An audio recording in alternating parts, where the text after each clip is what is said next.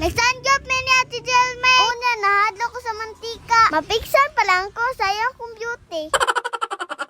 Dirinday ko na to nila Ate Jelme. Una, gisugo min ni tita mangumpra. Akong gibidyohan si Ate Jelme. Una, haggard kayo yung tiktoker no.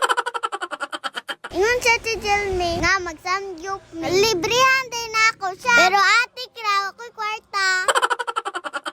Namili day ko bangkot diri. Malamang malingkod. Sana all na ay Ate Jelme. Pero may kaon ba? Yahay kayo.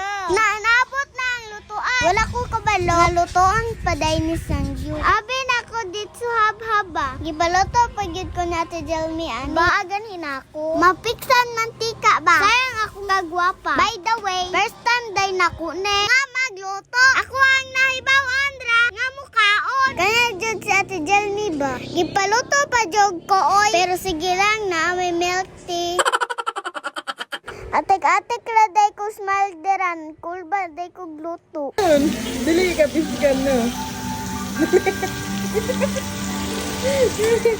Dili lagi promise. Oh, di ba wala na?